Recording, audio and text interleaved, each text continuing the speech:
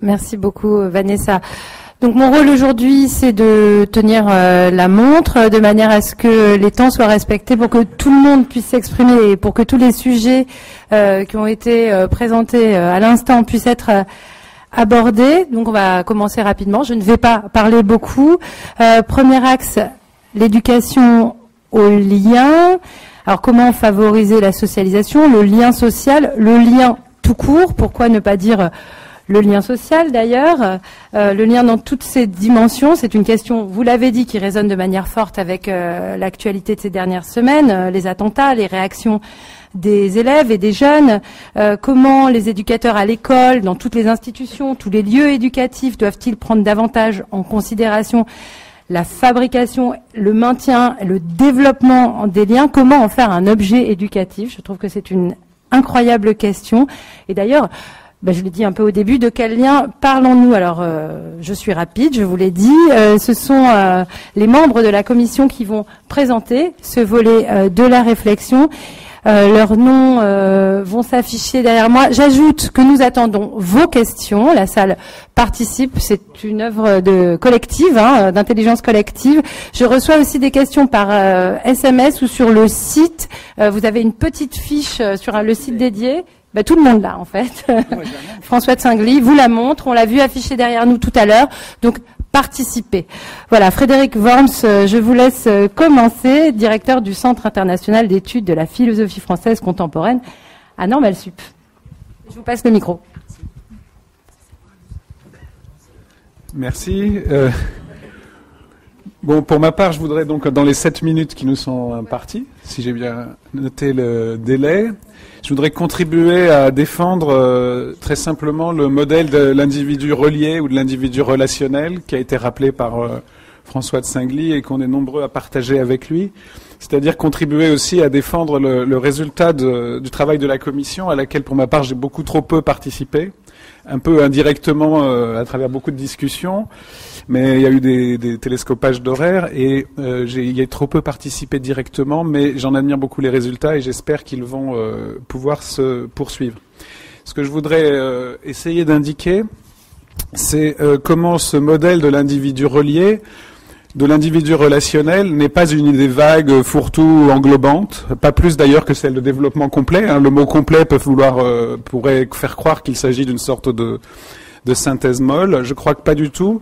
Il s'agit certes d'un modèle global, mais qui peut permettre une stratégie unifiée, puisque c'est l'objet aussi. Mais je crois qu'il s'agit d'un modèle général contre un autre, et d'un modèle général où chaque institution, où chaque étape, y compris l'école, donc, puisque c'est aussi la première dont on doit parler, a une fonction bien précise. Donc je voudrais d'abord indiquer pourquoi il s'agit d'un modèle contre un autre, pourquoi il permet de penser une stratégie globale et un certain nombre de tâches précises. Et je conclurai aussi par une allusion à l'événement.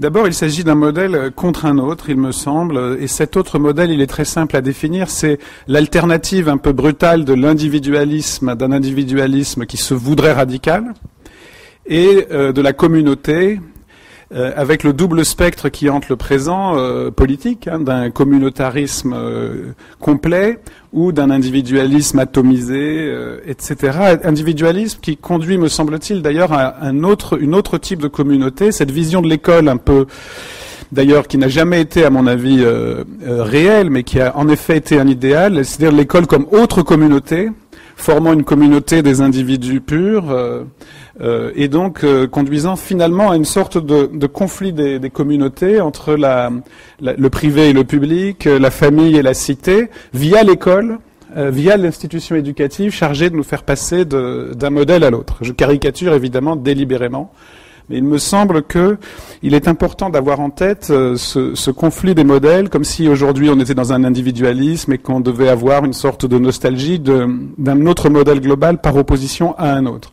Je crois que ce qui ressort des travaux de la Commission et ce qui confirme un certain nombre d'analyses des uns et des autres, c'est qu'en fait nous sommes des individus reliés partout. Nous sommes des individus reliés dans la vie privée, C'est ce que soutient beaucoup François de Singly, il me semble, dans la vie amoureuse, dans la vie conjugale, dans la vie parentale, dans la vie amicale. Et nous sommes aussi des individus reliés à l'école, dans les institutions publiques, dans les institutions d'éducation, de soins, les institutions sociales, les institutions de travail, les institutions de justice. Et donc ce modèle de l'individu relié contre un autre permet aussi de dépasser des clivages et de penser des véritables transversalités, il me semble. D'où l'impact pour une stratégie globale de l'enfance et de l'adolescence, ça me paraît extrêmement important. À une autre condition générale, et j'en viendrai après aux tâches précises, il me semble, et c'est là aussi qu'on a pu discuter, même si j'ai donc trop pu être présent directement, trop peu pu être présent directement, à une condition précise, c'est de ne pas idéaliser la condition de l'individu relié. En fait, elle comporte des tensions, et c'est extrêmement important de les assumer. Il y a 3 types de tensions au moins. Il y a d'abord une tension entre l'individu et la relation. Le critère de la relation, les psychanalystes même le montrent, ou les psychologues d'ailleurs, les biologistes aussi, le critère de la relation, c'est la production d'un individu indépendant. Mais en même temps, l'individu indépendant ne se produit qu'à travers des relations et parfois de la dépendance et un certain nombre de liens qui peuvent devenir oppressants, mais qui sont aussi émancipateurs. Et donc il faut penser d'abord cette tension de l'individu et de la relation. Il ne s'agit pas d'idéaliser, il me semble, en disant, voilà, c'est magnifique, nous sommes tous des individus reliés. Nous ne le sommes pas, nous le devenons dans des tensions critiques. Deuxièmement, il y a évidemment des étapes de cette constitution. Et je crois que cette notion de développement est très importante dans l'idée aussi d'une structuration des âges, avec évidemment des étapes cruciales. Il s'agisse de certains apprentissages fondamentaux, de certains moyens d'indépendance aussi, l'acquisition de certains moyens d'accès à soi et aux autres, des moyens qui vont être communs aussi, comme le langage ou le calcul, ou comme un certain nombre d'outils de culture, et aussi évidemment des étapes comme la puberté, où le rapport entre l'individu et le lien, évidemment, Rousseau l'avait déjà montré dans l'Émile, s'inscrit dans le corps lui-même, à travers la sexualité. Donc ça me paraît, tout ça me paraît très fondamental, donc ces étapes. Et enfin, le troisième point, la troisième tension, c'est que les relations elles-mêmes ne sont pas toutes bienveillantes. Il y a du conflit, il y a de la violence dans toutes les relations, y compris dans les relations amicales, dans les relations parentales, mais aussi à l'école et dans les relations éducatives, dans les relations de soins elles-mêmes, sur lesquelles j'ai un peu travaillé de mon côté. Il y a tout le montre et tous les acteurs le savent. Il y a aussi un adversaire en quelque sorte intérieur, pas seulement des problèmes économiques extérieurs ou des problèmes de violence extérieure. Donc il ne faut pas idéaliser, et je crois que le but de ce rapport, c'est bien de maîtriser ces tensions diverses.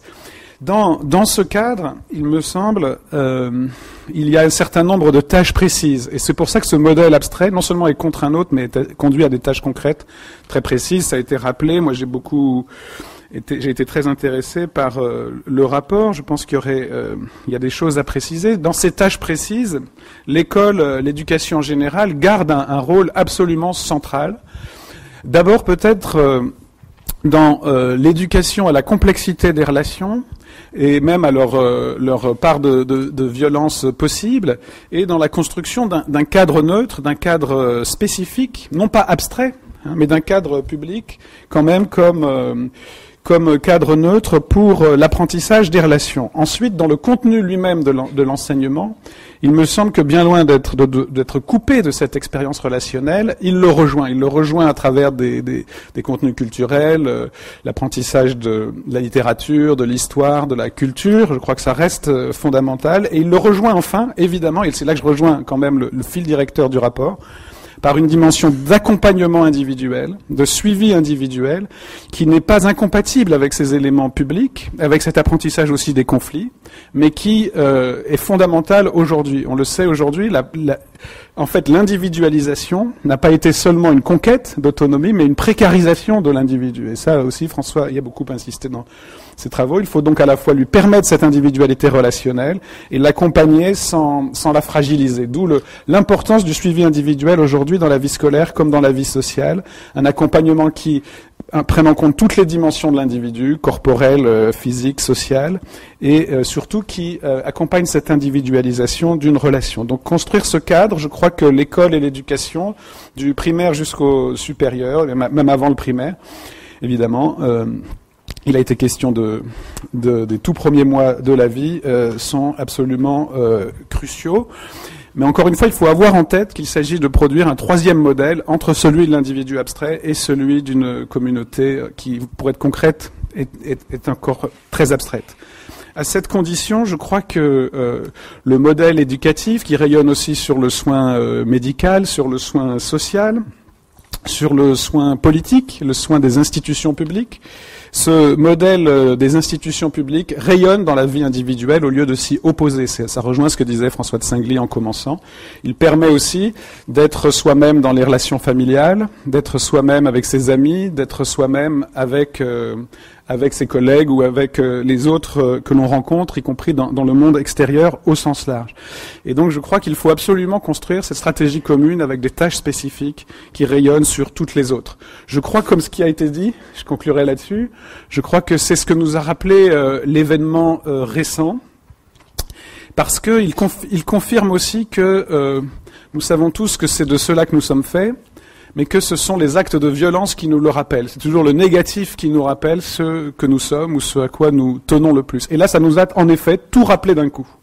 Et c'est ça que je suis entièrement d'accord avec ce qu'a dit François de Singly, ça nous a tout rappelé d'un coup, c'est-à-dire les principes universels, les attachements individuels. En effet, ça peut paraître injuste, mais nous incarnons aussi les principes. C'est vrai que nous ne descendons pas dans la rue pour les victimes de la terreur contre la liberté d'expression elle-même, quand il s'agit d'un journaliste pakistanais ou algérien. Mais ça n'est pas forcément une exclusive, et si nous descendons pour Kaboul, c'est aussi pour exprimer notre rapport à tous les autres. Hein. Je crois qu'il ne faut pas du tout opposer ni le 7 et le 9 janvier, ni le 7, le 8 et le 9 janvier, comme on dit parfois, c'est-à-dire le 7 c'est les journalistes, le 8 c'est la police, le 9 c'est les attentats antisémites. C'est en disant « je suis Charlie », on l'a bien vu, c'est tout ça qui revient. C'est-à-dire au fond, l'universel, le plus singulier, et les relations, c'est-à-dire les relations aussi intercommunautaires, les relations entre les uns et les autres. Et bien loin de les opposer, moi je crois que il y a deux moments où tout ça s'unifie, c'est dans la violence la violence la plus grande, où c'est toujours à la fois un sujet individuel, un principe universel et une dimension relationnelle qui sont blessées, hein, qu'elles soient raciales ou de genre ou sociales, hein. Et dans la violence, mais aussi évidemment dans le bonheur, hein, dans l'expérience heureuse. Nous savons que tout ça doit s'unifier, c'est-à-dire que c'est exactement ce que disait aussi, en un certain sens, François de Singly d'une autre façon, c'est-à-dire que dans la vraie vie, nous savons que nous avons besoin de tout, que nous ne pouvons pas seulement opposer les sphères, que si la vraie vie c'est contre la culture et contre la vie politique, à un moment ça va se rappeler à nous. Hein. Donc nous avons besoin d'unifier ces dimensions, et si nous ne le voulions pas, la violence nous le rappellerait. Donc je crois que nous avons une responsabilité, hein, les uns et les autres, partout où nous sommes, et je remercie beaucoup les membres de la commission qui ont été beaucoup plus actifs que moi, et les acteurs politiques qui la soutiennent, de porter cela plus longtemps, parce qu'il faut lutter contre le clivage des modèles et réunifier notre expérience. Merci beaucoup. Merci. Est-ce que ce micro fonctionne.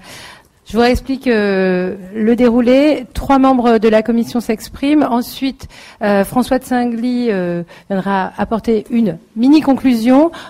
Des observateurs apporteront leur regard et leurs réflexions. Ensuite, ce sont vos questions. Je laisse la parole à André Sfer, délégué général de l'association Éveil, présidente de la COFRAD, dont je rappelle que c'est le Conseil français des associations pour les droits de l'enfant.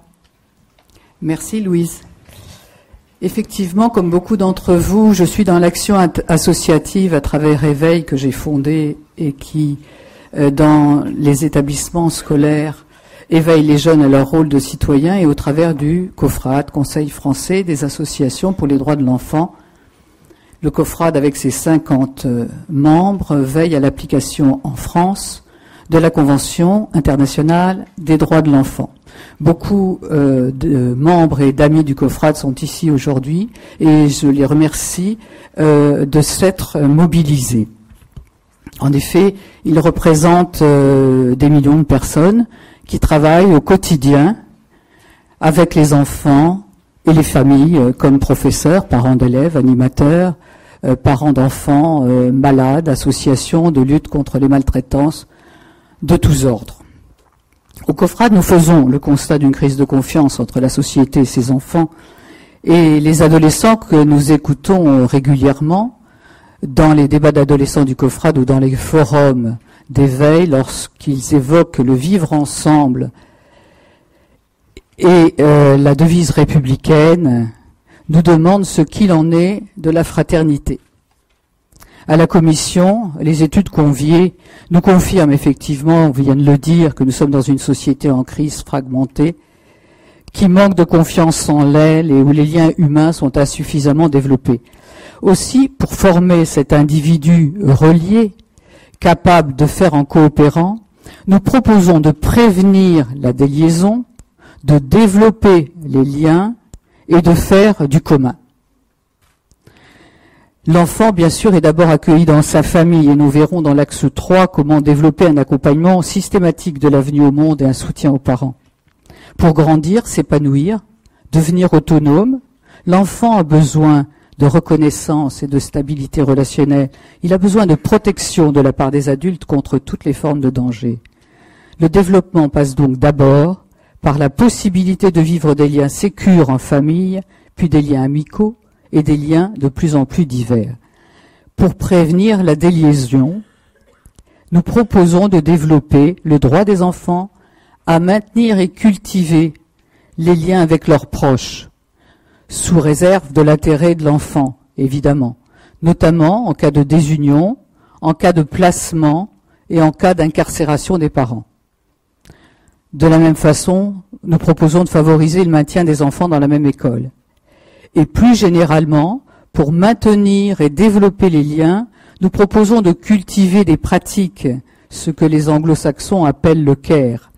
À l'école, par exemple, ne pas séparer les enfants quand on forme les classes pour favoriser l'amitié, pour lutter contre l'isolement, travailler en petits groupes, et puis là je renvoie au rôle des municipalités, développer la sociabilité des jeunes dans l'espace public et les liens intergénérationnels. Alors après cette proposition très englobante qui vise à prévenir la déliaison, développer les liens, nos deux autres propositions concernent l'école. On l'a dit, institution centrale pour la jeunesse. En effet, dans le contexte d'insécurité et de crise dans lequel nous vivons, pour recréer une société de confiance, le moteur de changement ne peut être que l'école. Et il convient, pour le mieux-être des jeunes et des adultes, d'inventer de nouveaux rapports au sein de l'établissement scolaire, car aujourd'hui, un mal-être et une crise de confiance imprègnent les relations des enfants avec les adultes et les institutions. Les indicateurs sont multiples, comprennent la consommation de cannabis qui concerne un collégien sur 10, le harcèlement qui fait l'objet d'une pétition hier, un élève sur 8 rencontre des problèmes de harcèlement, un élève sur 2 déclare que ses enseignants ne s'intéressent pas à son bien-être. Quant aux enseignants, de leur côté, plus d'un enseignant sur 10 estime le climat scolaire médiocre. À l'école, donc, nous proposons, pour apprendre à dénouer les conflits, de rendre visibles les règles communes et d'encourager la parole. Alors ce qu'on entend par règles communes est à définir, bien sûr, définir par l'établissement et dans l'établissement, mais à tout le moins le respect de l'école et un bon apprentissage du français. Et ces règles communes, garanties par les adultes, doivent être visibles. Pour encourager la parole, la Commission propose de favoriser la présence d'adultes dans l'école. Ils pourront ainsi aider régulièrement les jeunes à discuter entre eux dans un cadre bien défini et être garants de leur parole. Ils pourront aussi les aider à décrypter l'actualité, les messages sur les réseaux sociaux. Le COFRAD organise régulièrement des débats d'adolescents. La parole du jeune est libre, sous réserve du respect de l'autre et de sa parole. Cette année, par exemple, ils travaillent sur « Pouvons-nous apprendre à être libres ?» Ensuite, nous allons les écouter. Nous allons transcrire leurs paroles et transmettre cette parole à nos élus. C'est-à-dire que nous allons être garants de leurs paroles. C'est un exemple parmi d'autres, bien sûr. Il convient aussi de stabiliser la communauté scolaire et de la souder pour qu'elle soit plus reconnue et plus responsable, permettant ainsi aux enfants de se situer par rapport à des attentes en matière de comportement notamment. Alors si c'était nécessaire, bien sûr, les événements que nous venons de vivre nous confortent dans l'idée de la nécessité de forger du commun en offrant aux jeunes et aux adolescents des champs d'expérience où s'engager. Et sur le terrain, on le sait, de nombreuses possibilités existent, le scoutisme, le club de foot, le groupe de musique. Cependant, ces possibilités sont investies très différemment.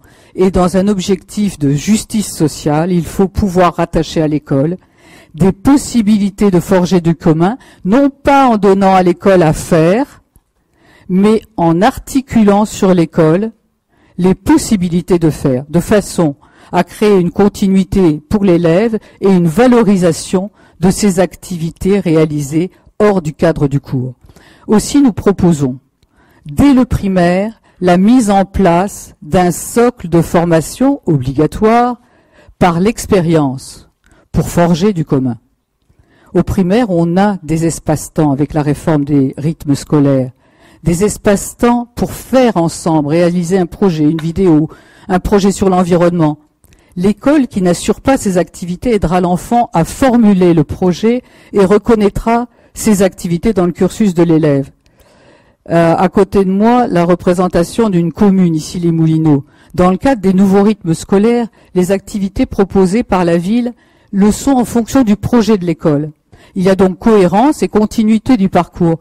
Demain, on peut penser qu'une activité théâtre, débouchant sur une représentation publique, pourrait être valorisée par l'école en crédit pour les élèves participants. En collège et en lycée, il faudra dégager 1 à 2 heures par semaine sur le temps de cours pour mener des projets de médiation, des projets d'aide de devoirs, mais aussi simplement une participation à un concours qui est très difficile aujourd'hui. De la même façon que pour les écoliers, on peut penser qu'un projet mené hors du collège, dans le cadre d'un centre de loisirs ou dans un autre cadre, sera formulé au collège et au lycée et validé en forme de crédit. Bien sûr, certains dispositifs existent aujourd'hui, comme les CVL, conseils de vie lycéenne, qui ne fonctionnent pas souvent bien et qui pourraient être dynamisés pour vivifier la vie démocratique de l'établissement. Mais les propositions que nous avançons permettraient de franchir un pas important en élargissant et renforçant la communauté scolaire pour qu'à l'écoute des enfants, elle les aide à faire ensemble. Merci. Merci beaucoup André Sfer. Rapidement, on passe à la troisième intervention d'un membre de la commission. C'est Mercedes Serra qui dirige une agence de publicité, BETC, et qui a donc enregistré un film puisqu'elle ne peut être parmi nous aujourd'hui. Si on voulait bien le diffuser, voilà, on éteint même la lumière.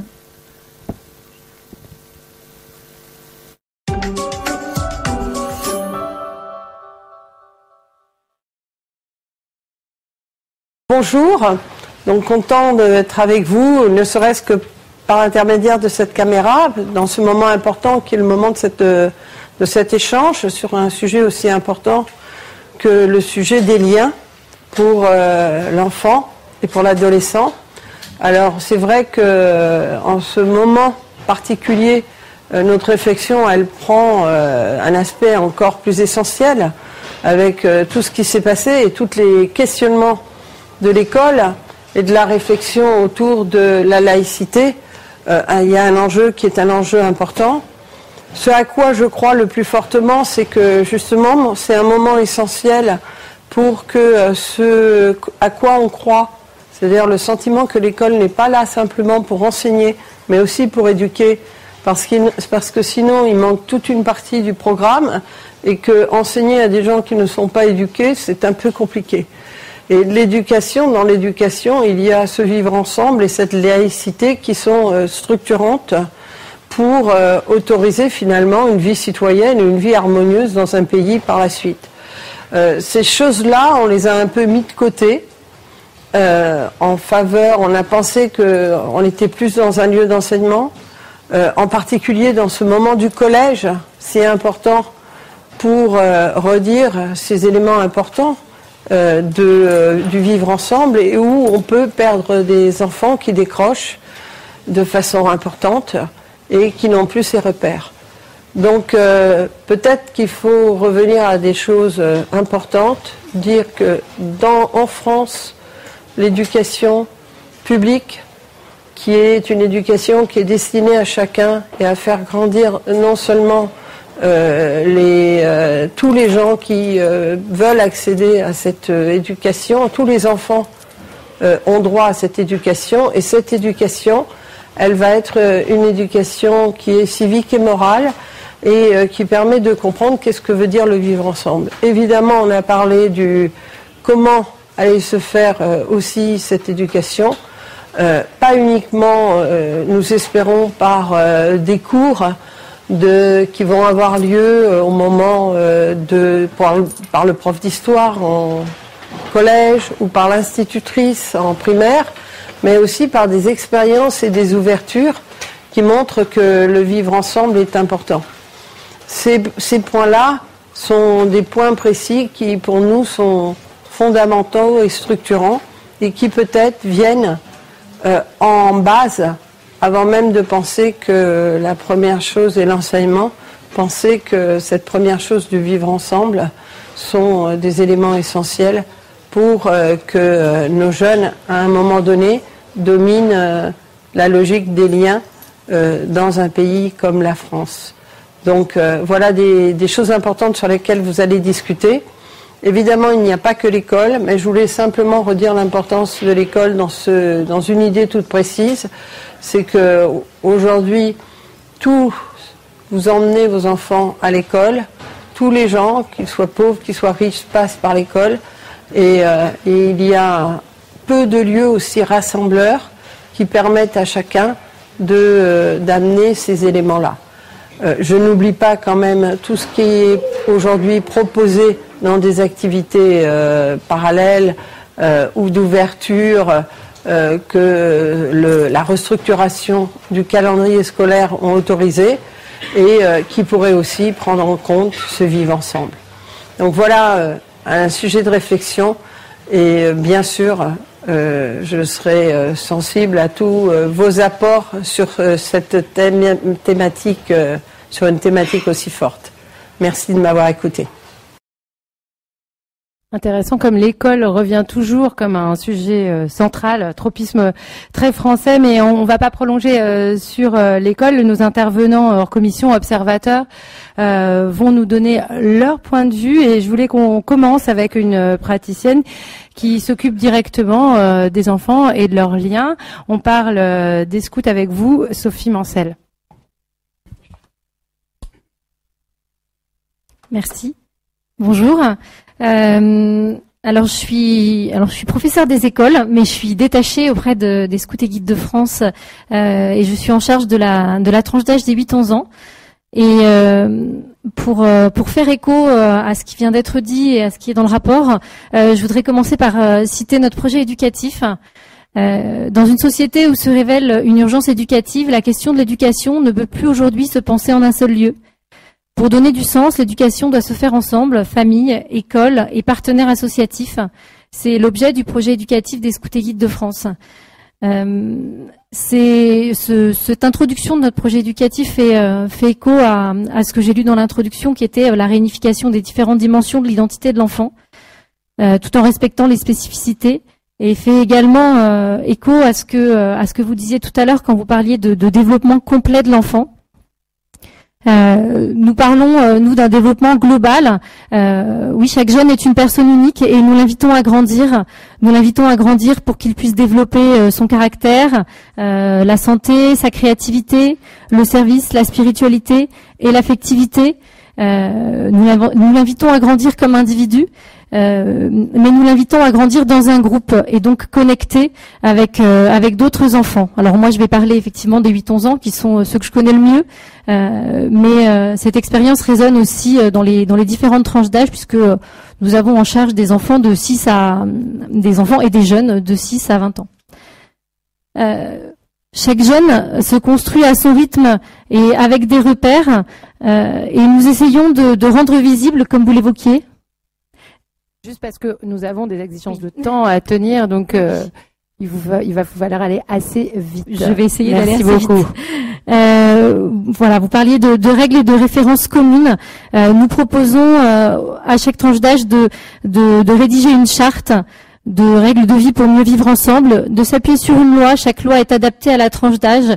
Un texte de loi sur lequel va s'engager un enfant de 8 ans ne sera pas le même que celui sur lequel s'engagera un enfant plus âgé, et donc qui sera intégré dans l'univers de sa tranche d'âge.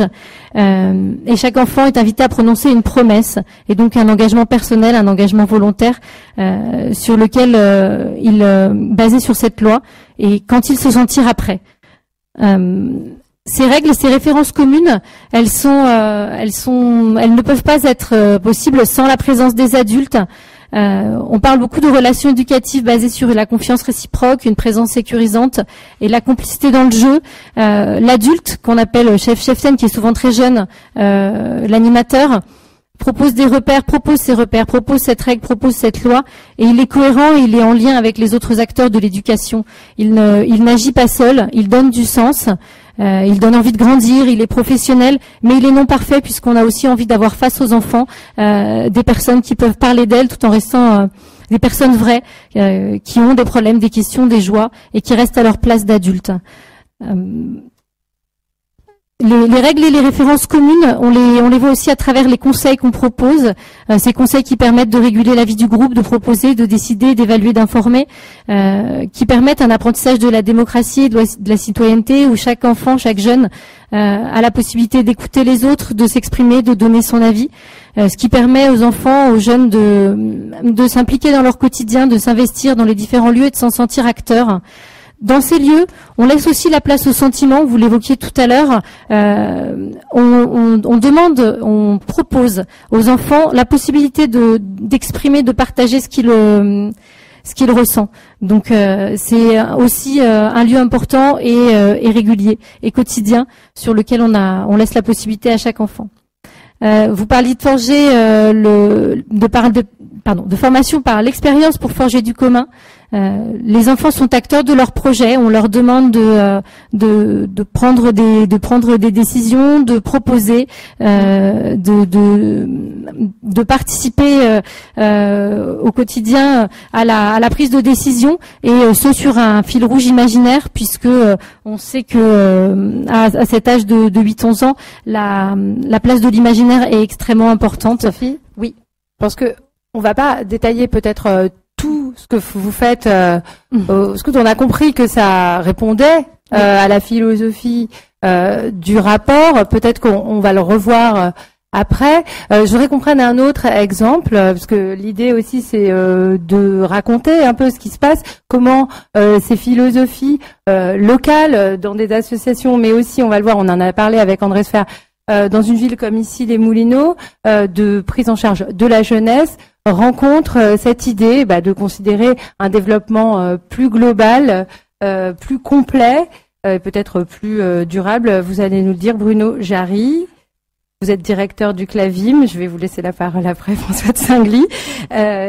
Oui. Et je vous laisse nous raconter un peu, et surtout revenir aussi sur le contenu du rapport. Est-ce qu'on a développé que ça vous a évoqué à vous en tant que professionnel de l'enfance?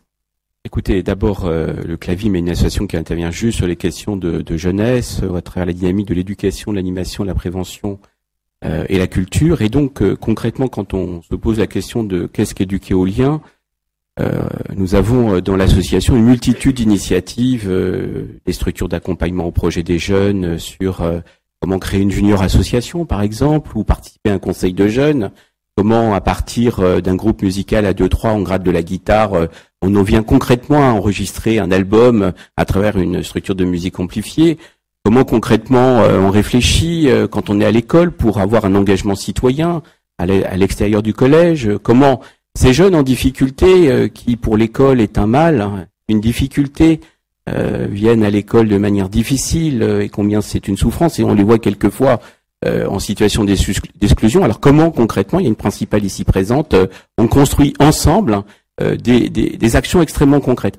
Moi, ce que j'ai aimé dans l'éduquer au lien, très concrètement, c'est que était redonnée la place à l'affectivité, la place au sensible, la place au corps et la place, d'une certaine manière, à l'expérimentation. Car aujourd'hui, il y a une deuxième idée qui me paraît forte, c'est comment les jeunes sont associés aux dispositifs, aux politiques, aux initiatives qui qui sont pensés quelquefois par d'autres que par eux-mêmes, et dont d'une certaine manière ils deviennent les objets d'une politique pensée par d'autres. Et je crois que dans Éduquer au lien est convoqué avec force l'altérité, l'hospitalité et la fraternité. Alors, pour atteindre cet objectif, qui est un objectif théorique, il faut mettre en place des éléments extrêmement concrets. Et concrètement, comment on permet aux enfants, aux jeunes et aux adultes d'avoir des liens d'autorisation, de protection, de permission? Comment on n'enferme pas l'enfant dans le regard stéréotypé d'un adulte qui se dit « Ah ah, celui-là, ça fait 20 fois qu'il m'enquiquine en classe, je le regarde, et avant même qu'il se soit assis, je lui ai envoyé des regards tellement meurtriers que même s'il a fait une lettre de réparation, il est déjà assassiné tout court. » Donc quand vous mettez en place Éduquer au lien, la question c'est comment on s'y prend concrètement dans une logique globale, cohérente, structurante, animée, où d'une certaine manière on s'adresse à un individu singulier pour faire ensemble et réfléchir à des espaces groupaux et sociaux. Et sur ces éléments-là, je ne vais pas faire de la pub sur Issy Moulineaux, j'en fais quand même. On a construit ensemble un référentiel. Pardon ? C'est un espace de liberté ici. Merci, je vous en remercie. Je n'en doutais pas d'ailleurs. Sur Éduquer au lien et la liberté, c'est tellement une histoire d'amour. Donc la question, c'est comment on construit ensemble un référentiel éducatif adulte, où quelles que soient les institutions éducatives, nous ayons pris le soin ensemble de laisser l'enfant ou le jeune apparaître avec la partie de son histoire qu'il donne à voir et faire de telle sorte que les cohérences éducatives ne deviennent pas des consensus, mais où le jeune peut d'une certaine manière donner à voir des différences de perception qu'il est en fonction des lieux qu'il traverse, mais il trouve, quels que soient ces lieux, des adultes avec une structure et une cohérence appuyés sur des valeurs qu'ils ont un minimum travaillé et appareillé, parce que ce dont ont besoin les jeunes aujourd'hui, ce sont pour le coup, que ça soit des enfants, que ça soit des ados, que ça soit des jeunes, tout petits, 2 ans, 3 ans, ils ont besoin d'avoir aujourd'hui des adultes bien traitants. Merci. Patrick Bellamiche, pédopsychiatre, votre regard sur ce qui s'est dit, sur le diagnostic posé par le rapport à l'heure actuelle, si vous avez aussi des critiques, des ajouts à formuler. Alors, écoutez, je vous remercie. J'ai un petit peu de temps quand même. Non, pas beaucoup. Pas beaucoup parce qu'on va faire passer les questions de la salle. Mais bon. Vous saurez être synthétique, j'en suis certaine. Voilà. Donc moi, je vais vous parler justement de ce qui a été évoqué tout à l'heure par Frédéric Worms et que je trouve très intéressant. C'est dans le fond la question de la tension dans le lien, parce que c'est à ça qu'on a affaire en tant que clinicien, hein. C'est à cette question de la tension et de ce qui cause problème et souffrance dans le lien à l'autre et dans le lien social. Et moi je travaille dans un CMPP, je ne sais pas si vous savez ce que c'est qu'un CMPP.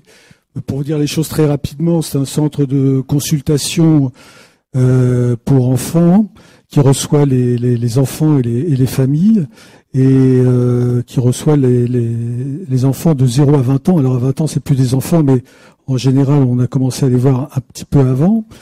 Et pour différents troubles psychologiques de tout ordre, ça va de choses assez graves comme des perturbations beaucoup plus passagères de la construction psychique. Il faut savoir qu'en France, actuellement, il y a 307 CMPP qui sont répartis sur tout le territoire.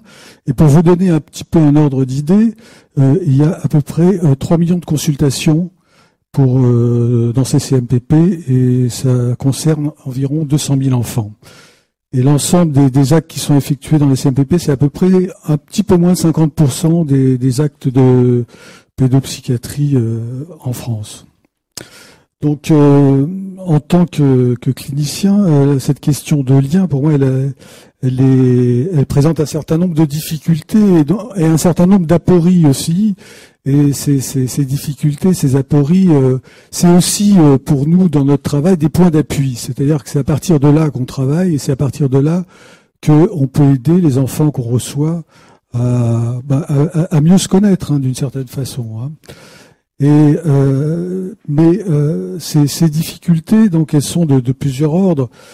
Bon, pour les citer, pour moi, dans la façon dont je travaille, à partir de quoi je travaille, hein, Pour les citer assez rapidement, je dirais que la première des difficultés, c'est une difficulté qui concerne tout le monde, c'est-à-dire la prématurité physiologique du nouveau-né qui le rend très dépendant à l'autre. Et par rapport à cette dépendance, il y a toujours une défaillance qui est irréductible. Et que cette défaillance, en quelque sorte, c'est une défaillance de l'autre à répondre de façon complètement satisfaisante. Et dans le même temps, il y a la question du langage qui est essentielle aussi dans le lien à l'autre et pour le devenir humain. Et que le langage, en tant que système symbolique, il véhicule le lien social aussi. Et comme tout système symbolique, il est frappé par une incomplétude. Et on sait bien qu'on a beaucoup que les mots ne recouvrent pas totalement le réel du monde, quoi. Et heureusement, d'une certaine façon, ça laisse la place pour d'autres choses. L'autre aspect que je voudrais aborder aussi très rapidement. Oui. Très rapidement, oui. Rapidement, merci. C'est la question du malaise. On en a parlé déjà dans le social, puisque le social est malade. Et ce malaise, bien sûr, il est inhérent à la structure sociale, mais il y a aussi des spécificités à notre époque.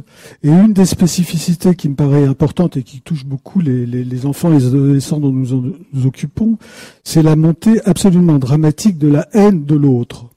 Et je crois que cette question de la haine de l'autre, qui apparaît tous les jours, que ce soit dans les médias, sur Internet, etc., y compris sur la scène politique, et cette haine de l'autre qui s'est manifestée, comme on l'a dit tout à l'heure, dans les attentats là, du mois de janvier, et dans les commentaires aussi de ces attentats, hein, certains commentaires en tout cas. Voilà. Je crois que ça, c'est aussi un élément auquel les enfants sont très sensibles, la haine de l'autre. Autre élément qui me paraît aussi fondamental dans l'évolution d'un enfant et d'un adolescent, et dans ce qui le constitue dans ce lien à l'autre. Et c'est votre dernier point. Non, ça, bon, écoutez, alors à ce moment-là, je peux arrêter tout de suite. Non, la dernière, on vous écoute, mais rapidement parce qu'il faut que tout le monde puisse parler. Oui, mais enfin bon, vous m'invitez à venir ici. Non, m'inviter à venir ici pour parler. J'annule toute ma consultation avec mes enfants. J'aurais mieux fait de rester où j'étais. Hein. Franchement, si je peux pas développer mon propos, alors c'est pas la peine de. Écoutez, j'en reste là alors. Je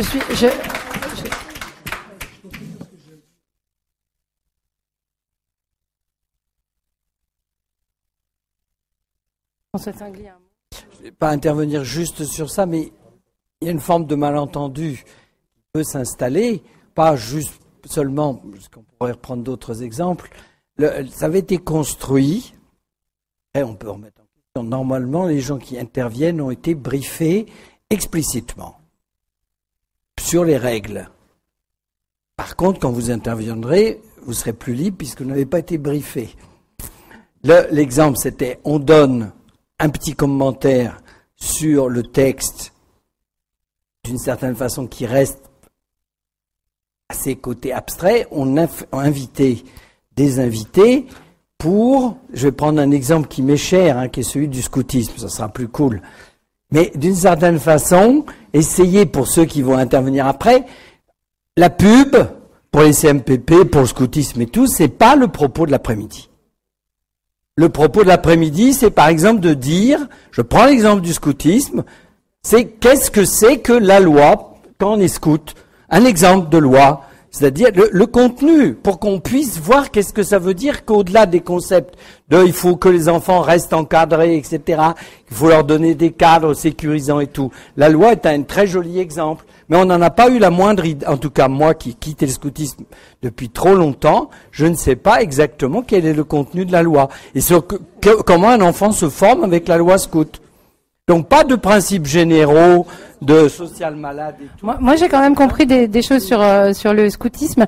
Et d'ailleurs ça m'a semblé intéressant pour l'éducation populaire parce que il me semble que les associations d'éducation populaire se sentant plus libres que l'école formule aux enfants des indications beaucoup plus complètes.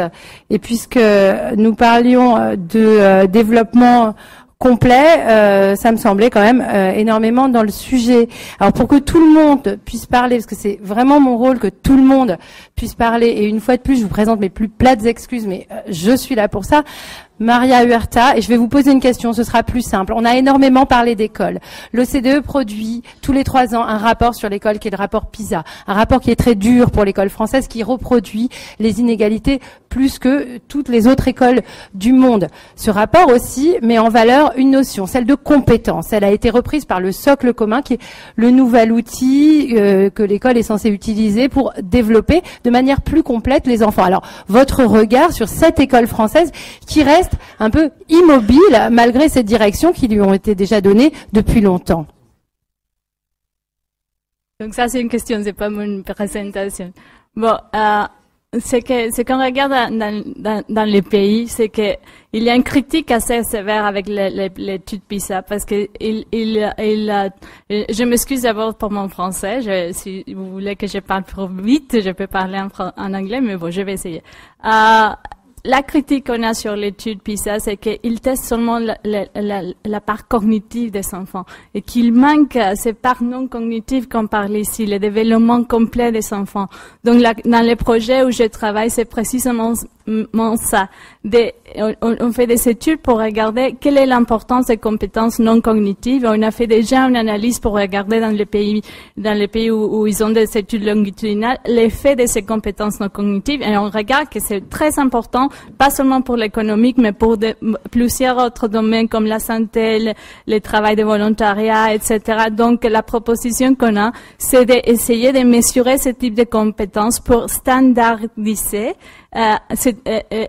les concepts sur les non cognitifs, parce que ce qu'on a vu aussi, c'est que différents pays travaillent sur des différentes dimensions de les non cognitifs. Tout le monde est très conscient que c'est très important, mais c'est pas clair comment est-ce qu'on peut promouvoir ce type de compétences. Donc, ce qu'on veut faire, c'est faire un travail pour pouvoir donner plus de clarité à tous les pays et en dépendant des besoins de chacun, soit le harcèlement, la diminution de la criminalité, de l'obésité, des différentes dimensions. Chaque pays peut travailler sur les dimensions qui sont très importantes.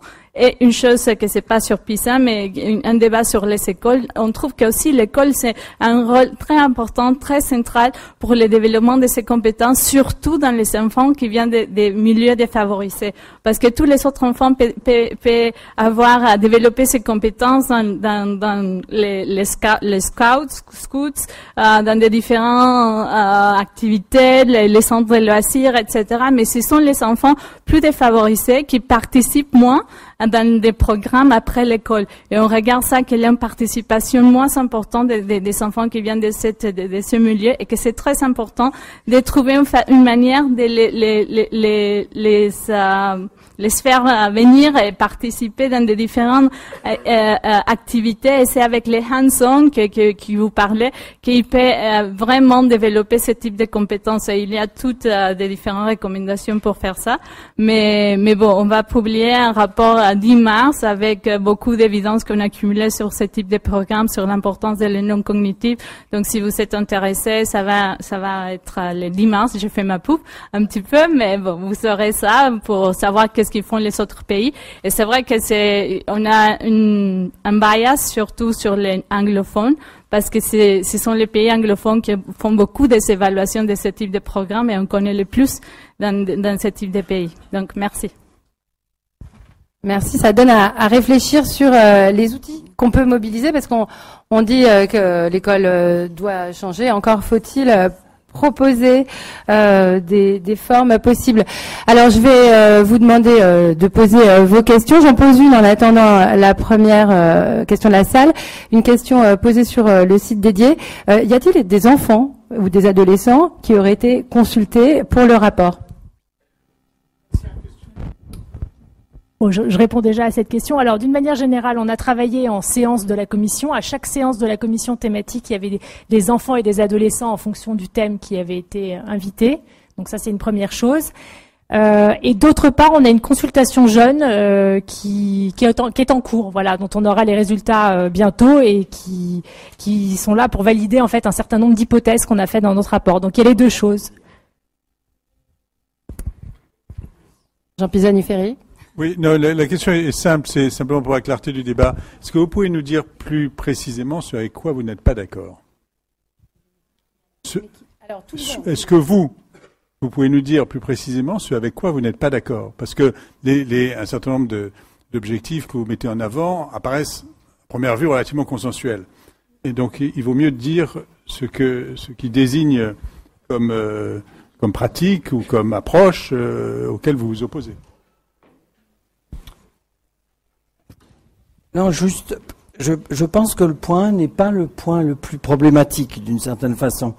Il serait plutôt problématique par certaines insuffisances, dont une que je souligne, parce que si jamais les gens ici présents avaient des solutions, ce qui quand même n'a jamais complètement réglé dans la question du lien social, c'est quand même la transition entre les liens avec les proches, qui ne sont pas que les parents, les pères, PAIR, sont aussi décisifs, et le passage à un lien social plus abstrait. Dès la Troisième République, dès la République, cette question est posée avec, à l'époque, et c'est ça le vrai changement, à l'époque, la méfiance sur les liens avec les proches. Durkheim, par exemple, dit qu'il faut se méfier de la famille. L'amour avec la mère, pourquoi? Parce que, là c'est une petite allusion humoristique au scout, parce que avec la mère, si elle dit quelque chose, est-ce que je lui obéis parce que c'est ma maman? Ou est-ce que parce que c'est une loi? Tandis que l'instituteur ne doit pas aimer ses enfants pour qu'on passe à la règle générale. Étant donné que le changement aujourd'hui, c'est justement cette logique du développement complet, il est absolument indispensable de réassocier à la fois des liens de proximité, pas seulement affectifs, et en même temps le passage à l'abstrait. On l'a vu par rapport à ce qu'on a dit tout à l'heure dans la logique de l'incarnation. J'ai une phrase que j'avais préparée d'un jeune. Parce que ça va peut-être être un peu noyé. Une des actes transversales, c'est pour se former avec et tout, mais toujours dans la logique du faire. Et donc ici, un accent. Et entre-temps, j'ai lu une petite phrase d'un musicien qui dit, à la question, mais en fin de compte, qu'est-ce que vous faites et tout, je ne fais pas de la musique. C'est la musique qui me fait. Merci. Madame, une question. On va procéder comme ça. Madame, et vous. Ce n'est pas une question. Je suis d'accord avec tout ce que vous.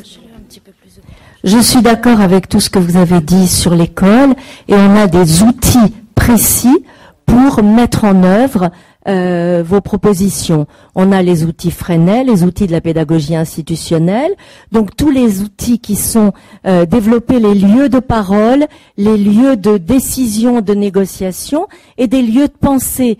Moi, je défends les ateliers philo tels qu'ils ont été conçus par Jacques Lévin. Donc, entre le Quad Neuf, le conseil, la pédagogie de projet et les ateliers philo, on a les outils qui nous permettent de développer tout ce que vous avez dit. Le problème, c'est la formation des enseignants, parce qu'ils ne sont pas. Alors d'abord, la formation, elle n'existait plus depuis plusieurs années, et dans la formation, on a tendance à former à la didactique des disciplines, mais pour le reste, rien du tout. Or, c'est le reste qui est le fondamental, pour moi. Pas rien du tout non plus, mais peut-être que ça peut être une question, justement. Est-ce que le rapport, c'est toujours en débat visiblement, est-ce que le rapport tient compte de cette dimension, 1, des pédagogies alternatives, 2, de la formation des enseignants? Justement, oui, et en même temps pour répondre à la question d'avant, une des choses sur lesquelles on insiste, c'est justement que ça ne passe pas que par la formation des enseignants. Dans notre proposition d'un espèce de pré-service civique généralisé, on considère qu'en fait l'école doit flécher sur des activités et reconnaître un certain nombre d'activités de ce type-là qui existent, mais pas forcément en les faisant dans l'école. L'idée que ça puisse aussi se faire hors des murs, ça dépend de l'âge, évidemment pas pour des tout petits, mais au niveau du collège ou du lycée, ça peut plus facilement s'envisager. C'est aussi une manière de desserrer cette contrainte. C'est pas forcément aux enseignants d'assumer tout ça, mais c'est aux enseignants, enfin en tout cas c'est ce qu'on a mis dans notre proposition, d'élaborer ces parcours d'activité et de les valider dans le socle commun. Donc ce qui n'est pas du tout fait aujourd'hui, c'est précisément qu'il y ait dans le cursus scolaire des compétences validées. Il y avait un peu ça dans les compétences du guide de Martin Hirsch, mais ça a été simplement expérimental. L'idée, c'est que ça devienne obligatoire. Donc ça, c'est différent. Que ces activités soient reconnues et qu'elles puissent être faites en partie à l'école, mais aussi en partie hors l'école. Juste pour répondre à madame, je suis entièrement d'accord avec vous. Mais la question, c'est justement qu'on s'est quand même posé aussi. Je dis pas qu'on soit pas du tout parfait, mais la question, alors que justement il y a des choses formidables qui existent, non seulement formidables abstraitement, mais qui existent et tout, d'une certaine façon, si ça passe pas, c'est parce que la philosophie générale n'est pas reposée. Et donc, il y a toujours ces nouvelles. C'est quand même merveilleux qu'on dit encore éducation nouvelle, alors que ces textes datent de la Troisième République aussi. Pour l'instant, les conditions du fait que cette perspective l'emporte d'une certaine façon, je pense qu'on réinvente pas forcément, c'est d'essayer de le reposer de manière générale pour que ces techniques aient du sens et pas simplement dans une logique un peu de contestation ou un supplément d'âme qu'on tolérerait comme on a toléré en partie chez Freinet. C'est le supplément d'âme. On veut pas que ça soit un supplément d'âme, on veut que ça soit au centre du raisonnement de l'école. Et c'est aussi donc la culture scolaire qui est interrogée, madame. Oui, alors moi j'hallucine complètement, hein, parce que je connais bien Monsieur de Sagli qui est intervenu dans un de mes colloques. Alors je me présente, Armelle de Bigot, co-présidente de l'école des grands-parents européens. C'est pas du tout avec cette casquette que je venais aujourd'hui, parce que je suis membre du COFRA d'administrateurs. Mais alors là, je rebondis sur toutes vos interventions, mais alors toutes, hein. Bruno dit éduquer au lien par de l'affectivité. J'entends qu'on parle de connexion structurante, j'entends qu'on parle un tout petit peu de famille, voilà. On parle du temps parental, qui est effectivement aujourd'hui, et les malheureux ne sont plus dans le coup. Les grands-parents, ils ont plus de loi, ils ont plus rien, ils font un boulot hallucinant. Dans les écoles maternelles, hein, pas que à l'école des grands-parents, je vends pas ma soupe, hein, mais des grands-parents qui interviennent contre la violence, des tout petits bouchons, hein, et c'est les rectorats qui font appel à nous, parce qu'il faut effectivement créer du lien, et du lien affectif. Et on n'en parle jamais, là, depuis tout à l'heure. On en parle un peu, mais on en parle aussi via l'école. Alors voilà, c'est tout. Bon, c'est un peu de la provoque, mais je voudrais savoir si, quelque part, dans vos réflexions, c'est quelque chose qui peut trouver sa place. Et là, pour le coup, je provoque de Sagli, parce que c'est quand même le spécialiste de la famille. Et dans la famille, même s'il n'aime pas parler de son rôle de grand-père, encore que, il a beaucoup de choses à dire là-dessus. Est-ce que c'est intégré ou pas? Voilà, c'est tout. Bon, simplement, non mais, si je puis me permettre, il va y avoir un jeu et à lequel je veux bien participer. Parce que si vous saviez tout ce qui n'est pas dans le rapport et que j'aurais aussi voulu dire. Donc, en tout cas, en tant que grand-père, je suis d'accord avec vous, on les sous-estime et tout, mais bon, on fera des... Non, je pense très honnêtement que ça sera le sens de mon intervention au sens général du terme. Les grands-parents interviennent, sont formidables, les CMPP interviennent, l'école nouvelle est là depuis tant d'années, et ils sont formidables. Tout le monde est formidable. Et ça va mal quand même. Non, mais moi c'est plutôt ça. Là, on a été dans le département des Landes, on est revenu avec un moral d'acier, on se demande pourquoi on fait un rapport. Dans ce département, tout était formidable. Donc, je veux dire, vous êtes formidables, nous sommes formidables. De ce côté-là, c'est plutôt de la pub pour Carrefour en positif, j'ai rien contre. Il y a quand même les conditions du pourquoi ça marche pas. C'est-à-dire, non pas de manière abstraite, manque de confiance, des indicateurs, je ne sais pas ce qui signifie. C'est que de fait, dans toutes les enquêtes, quand les jeunes considèrent que leur vraie vie est ailleurs. Et cet ailleurs, il va bien falloir réfléchir de manière plus générale pour qu'il y ait un mouvement. Et je veux dire, il faut... je peux pas le dire parce que d'autres ministres l'ont utilisé. C'est pas refonder l'école, parce qu'on n'a pas à refonder l'école, de mon point de vue. Ça, c'est une proposition, je m'en excuse totalement. C'est refonder l'éducation. Refonder l'éducation. Et à ce moment-là, plein de choses sont à notre disposition. On a la boîte à outils, mais on n'a pas le système de valeurs. Et d'une manière plus générale, si je puis me permettre, c'est totalement inadéquat, je m'en excuse auprès de Jean Pisani.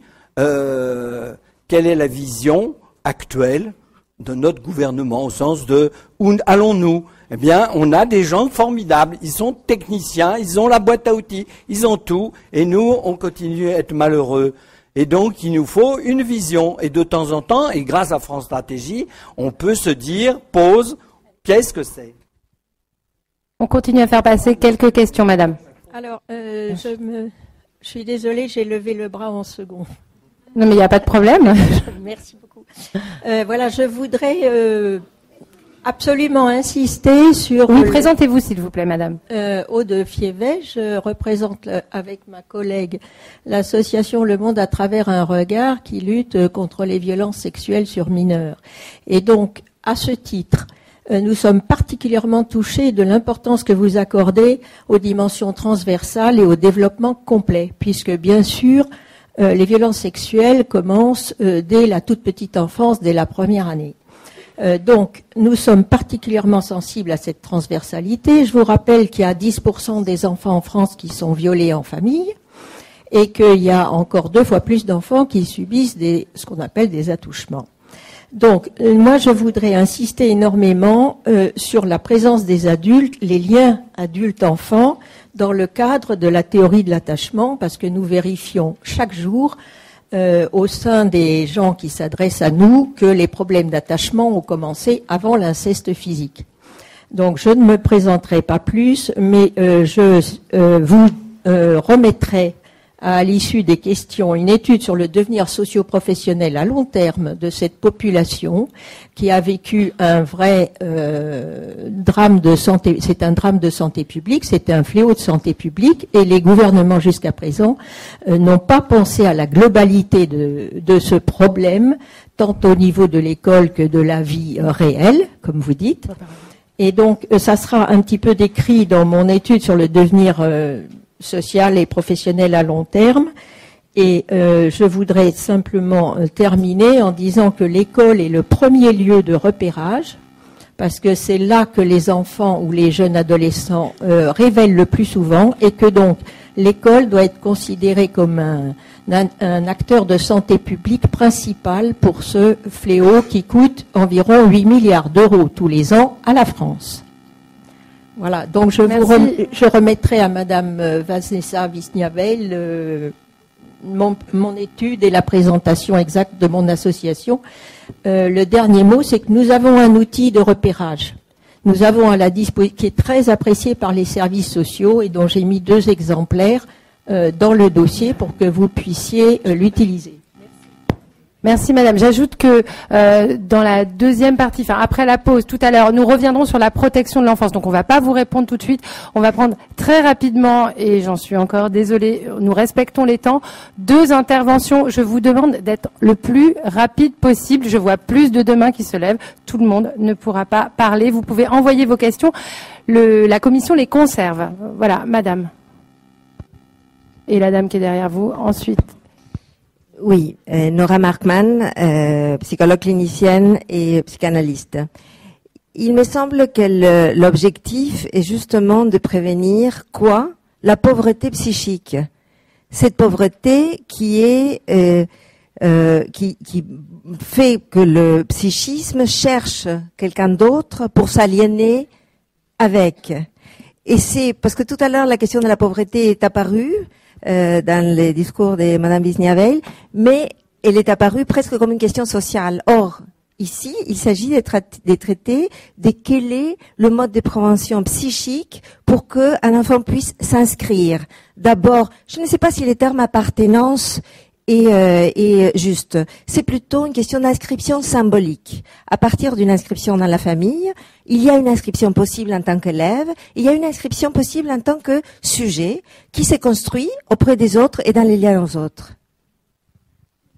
Un lien dont les autres découlent. Madame, derrière vous, dernière intervention avant de passer à la deuxième table ronde. Merci. Merci. Irène, vous voulez bien vous présenter? Oui. Irène Péquerul, déléguée générale adjointe des Francas et présidente du CNAGEP.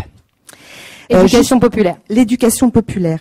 4 ou 5 points. Je suis assez intéressée par l'approche décalée. Elle perturbe parce que nous n'appréhendons pas généralement les questions forcément dans la manière dont vous l'avez présentée, même si je ne suis pas forcément d'accord avec tout, mais en tout cas, je salue l'approche décalée. Ça, c'était le premier point. Je vais vite. Le deuxième, je pense qu'il est important de pointer effectivement l'inégalité d'accès à l'éducation et qui notamment se concrétise par l'inégalité d'accès à un ensemble à une offre éducative sur le hors temps scolaire, sans occulter par ailleurs qu'aujourd'hui notre système scolaire continue à creuser les inégalités. Et donc du coup, je suis d'accord sur le fait qu'il faut refonder l'éducation. Ce qui m'interroge dans vos propos de l'ensemble des intervenants, c'est le fait que si je souscris au fait qu'il faut travailler ou construire de la cohérence, vos propos laissent à penser que la cohérence se construirait à partir de l'école.